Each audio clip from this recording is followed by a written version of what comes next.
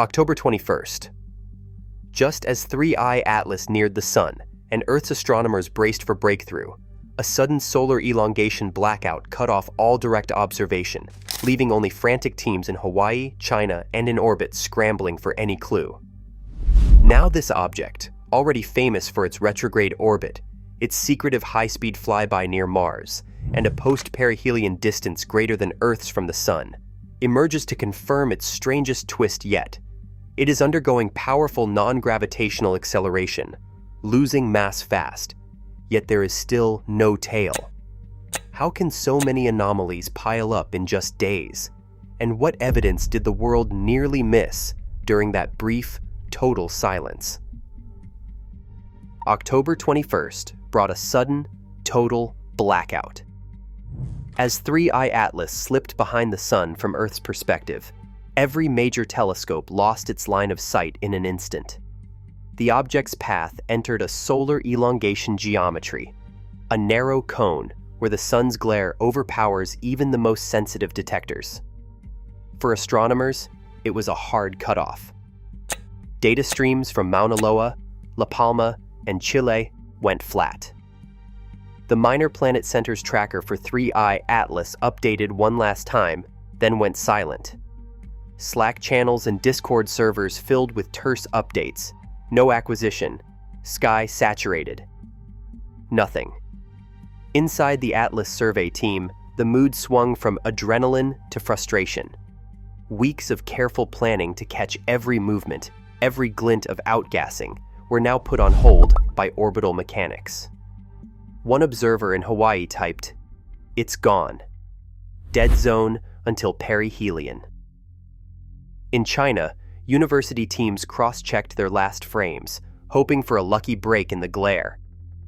Meanwhile, orbiting telescopes, SOHO and Stereo, were hobbled by instrument limits and solar interference. Even Mars-based assets were out of position for days. The blackout was absolute. For a full week, the world's best instruments were blind to one of the most anomalous objects ever detected.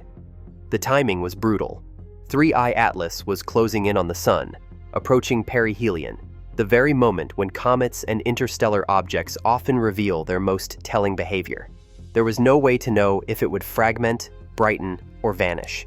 Teams scrambled for alternatives, combing through space weather data, checking for indirect signs in solar wind monitors, even watching for out-of-band signals that might betray a sudden event. Every hour without fresh data sharpened the sense of urgency.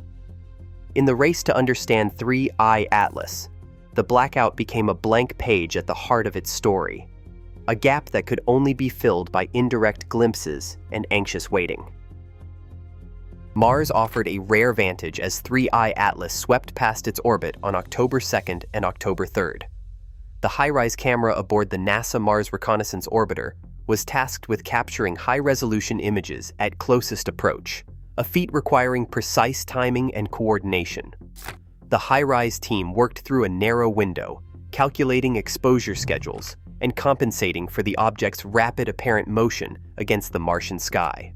As of now, those images remain under wraps pending review by principal investigators, fueling anticipation across research circles. While the world waited for official data, Chinese university groups stepped in. Using ground-based telescopes and fast data pipelines, they managed to secure a handful of frames as 3I Atlas skimmed past Mars. These preliminary images were quietly shared on WeChat and later relayed through international networks, providing the only fresh glimpses during the blackout. The frames showed a faint, unresolved point, just enough to confirm the object's trajectory and brightness, but too limited for detailed analysis. Still, for many astronomers, even a handful of pixels was a lifeline. Coordination between teams became global handoffs. Amateur networks in China, Europe, and North America relayed observations, checked timestamps, and pooled resources. The Virtual Telescope Project, led by Gianluca Massi, organized handoffs as Atlas moved through different skies, ensuring no opportunity was missed. Despite the limitations of atmospheric turbulence, instrument sensitivity, and the object's breakneck speed, these efforts kept the data stream alive, when Earth's main observatories were blind. The high-rise images, once released, could provide the sharpest look yet at an interstellar visitor from a non-Earth perspective. Until then, the story of 3I Atlas during its Martian flyby is one of ingenuity, improvisation, and a worldwide scramble to capture evidence before it slipped away again. On October 29th, 3I Atlas reached perihelion, passing its closest point to the Sun at roughly 206 million kilometers, just beyond the average Earth-Sun distance. For astronomers, this date was not just a milestone in the object's orbit, it marked the end of an enforced silence. As the solar glare faded and the object moved out of the blinding cone, telescopes across the globe prepared to reacquire their target. The observing window reopened from October 31st to November 5th, offering the first clear chance to track 3I Atlas post-perihelion. This new vantage was more than a technical detail. The geometry of the solar system now placed Atlas in a position where Earth-based instruments could finally catch up. Coordinators at the Virtual Telescope Project led the charge, synchronizing schedules and sharing ephemeris data in real time. Observatory teams in Spain, Italy, and the United States cross-checked predicted positions, refining pointing instructions to within arcseconds. Each night, the object's outbound track was plotted against a shifting background of stars, its motion precise but never routine. At this stage, every observation counted. The post-perihelion phase is critical for understanding how interstellar objects respond to solar heating and gravitational tides. Would Atlas brighten rapidly, fade, or break apart? The first images and photometric measurements would offer clues. If only the object could be kept in the crosshairs. Atmospheric conditions, instrument sensitivity, and the object's own speed made the task demanding. Yet, for the first time since the blackout, the world's telescopes were back in the hunt, ready to capture evidence as 3I Atlas began its journey outward. The precise timing of this window, just days after perihelion, set the stage for a new round of data collection. It was a coordinated effort, driven by the need to document every change as the object reemerged, and to provide the baseline for all subsequent analysis of its behavior. November 5th brought the first clear images of 3I Atlas since its passage behind the Sun. At our Nave Observatory, astronomers processed their longest exposures, stacking dozens of frames to pull every last photon from the faint outbound object. Gianluca Massi's Virtual Telescope Project, working in parallel from Italy, released a set of time-stamped images just hours later. Both teams, using different optics and processing pipelines, arrived at the same result: a bright, compact coma with no sign of the sweeping tail expected from a comet fresh off perihelion. The geometry should have favored a dramatic display. With Atlas now more than 206 million kilometers from the Sun, just past Earth's own orbit, the angle between Sun, object, and Earth was ideal for catching dust and gas driven outward by solar heating. In similar circumstances, even modest comets like Lemon or Encke show textbook tails, easily resolved as pale fans stretching away from the nucleus. Yet every frame of Atlas, from wide-field mosaics to high magnification stacks, revealed only a tight, unresolved glow. The coma was bright, but the surrounding sky stayed empty. No streamer, no arc, no faint plume could be teased out, even when image analysts used synthetic tail injection to test detection limits. Massi described the result as a riddle in plain sight. The virtual telescope's photometry logs flagged a sharp brightening, but the object's outline stayed stubbornly round, its light profile dropping off steeply just beyond the core. At our Nave, attempts to subtract background stars and stretch the contrast yielded nothing beyond a featureless haze. The absence of a tail was not a matter of poor weather or short exposures. It was a physical fact, confirmed across continents and instruments. For the observing teams, it was both a triumph of coordination and the start of a deeper puzzle. How could so much energy and mass be in play, yet leave behind such a minimal signature? The images, clean and stark, set the stage for a paradox that would soon dominate every discussion of 3I Atlas.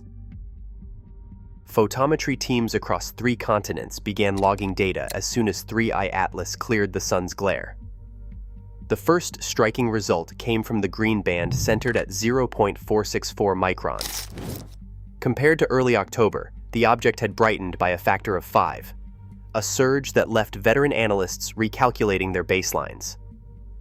At the R-Nave Observatory, the lead photometrist cross-checked instrument logs and confirmed the spike was not a calibration error. The Virtual Telescope project running an independent pipeline posted similar numbers just hours later. Both teams found the change unmistakable. Atlas was now reflecting or emitting 5 times more light in the green than it had just weeks before perihelion. This was not just sunlight glinting off the surface.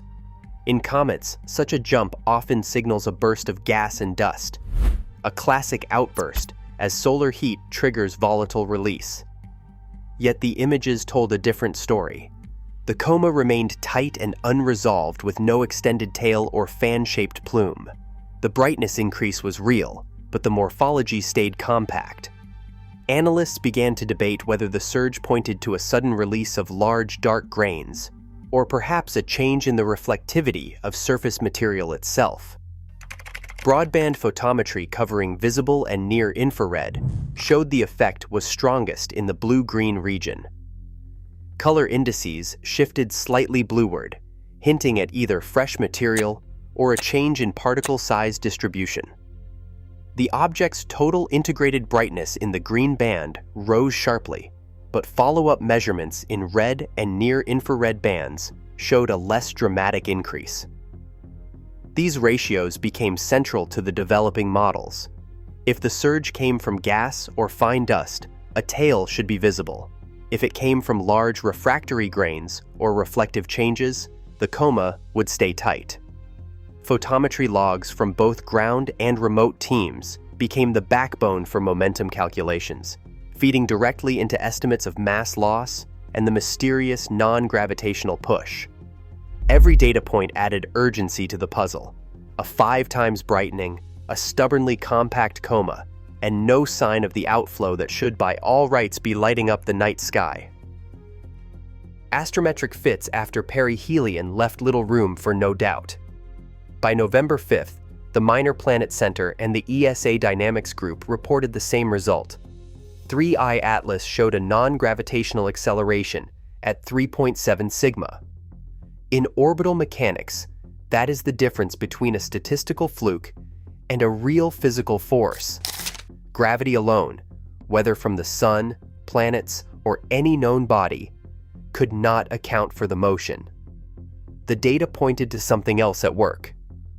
Modelers at both centers analyzed every observation, weighting uncertainties and testing each vector.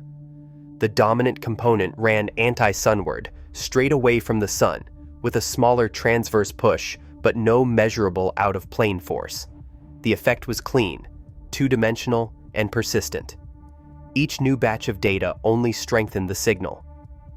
Monte Carlo simulations, run across institutional clusters, confirmed the trend. The anomaly did not fade. It grew sharper. Inside the observing teams, Slack channels, the language shifted. Residuals dropped by half with the non-gravitational term. Fits were tight, one dynamicist wrote. Another wrote, no A3. It is planar. The fit residuals, the gaps between predicted and observed positions, shrank dramatically when the non-gravitational term was added. For earlier interstellar visitors like Borisov, similar effects barely rose above the noise. Here, the deviation was unmistakable, sustained, and demanded explanation. A force of this magnitude, with a dominant anti-sunward vector, meant something was leaving the object at a measurable rate. The physics pointed to momentum transfer, the kind produced by jets of gas or dust. Yet photometry and imaging showed no tail, no plume, only a compact, unresolved glow. The equations balanced, but the evidence refused to cooperate. For the modelers, this was the paradox. The numbers insisted on a powerful ongoing push, but the sky revealed nothing but a silent, tailless point. Each new measurement only deepened the mystery, tightening the case for a force that could be tracked in the data but not seen in the night. Momentum calculations forced a reckoning, a mass loss conclusion. Analysts at the Minor Planet Center and ESA's Dynamics Group ran the numbers.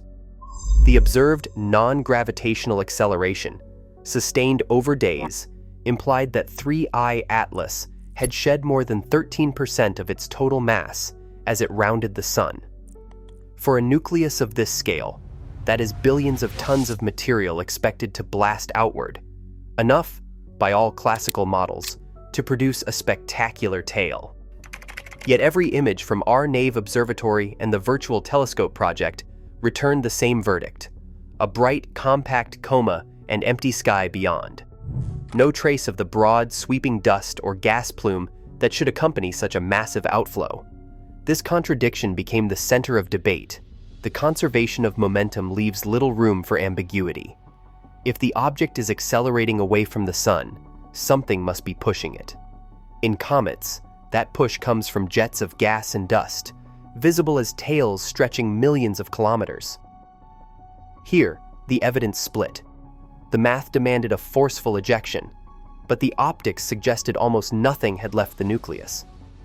The absence of a detectable tail, despite a mass loss far exceeding standard cometary activity, challenged every assumption about how interstellar objects behave under solar heating.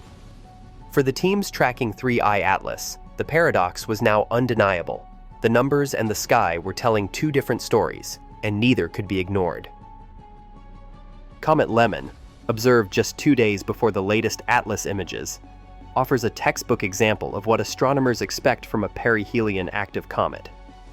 In every frame, Lemon displays a classic anti-sunward tail, a pale, fan-shaped streak stretching away from the nucleus, easily resolved even with modest optics. By contrast, every image of 3I Atlas from the same week remains stubbornly compact. No broad streamer, no faint arc, not even a hint of a dust plume. The difference is not subtle. It is a stark, side-by-side contrast between what theory predicts and what the sky delivers. To explain this, researchers have organized hypotheses into two broad camps. The first group explores natural mechanisms. Perhaps Atlas is ejecting mostly large, dark grains or centimeter-sized chunks that escape detection. Or its jets are so collimated, they produce a measurable push but little visible coma. Some models point to exotic chemistry, nickel-rich, water-poor outflows that scatter light differently, or a surface crust sealing off most vents. Others consider electromagnetic effects that could trap dust close to the nucleus, or a tight debris sheath unresolved by telescopes. The second, more speculative group treats Atlas as a test case for engineered surfaces or directed venting, ideas that remain outside mainstream consensus but serve as control scenarios. Across the board, the challenge is clear. Any explanation must account for both the strong non-gravitational acceleration and the persistent absence of a visible tail. 10 anomalies. Now define the 3I Atlas ledger, each one pressing the boundaries of current comet science. The object is on a retrograde orbit, yet rides the ecliptic within 5 degrees, a statistical outlier by any measure.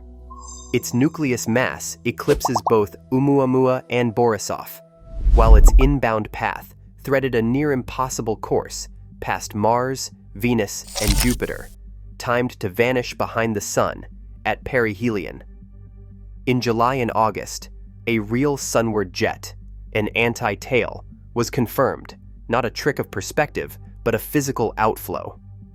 Spectroscopy flagged a plume rich in nickel, but poor in iron and water, with industrial-like ratios and only 4% water by mass.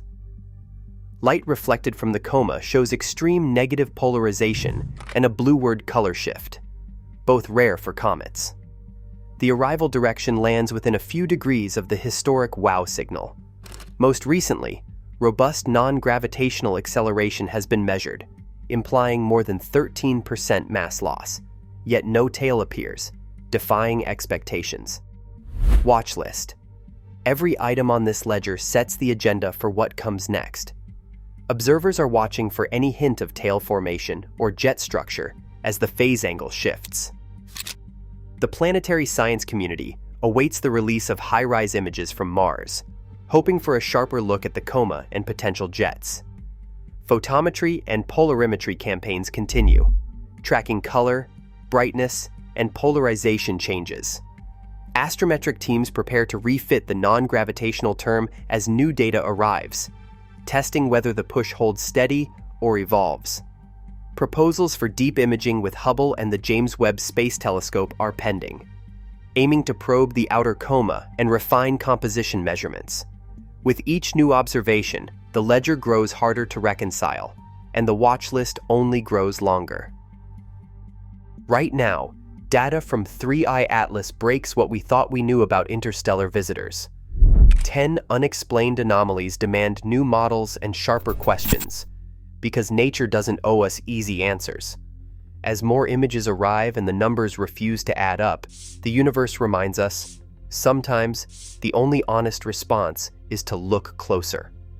Mystery, not certainty, is the engine of discovery.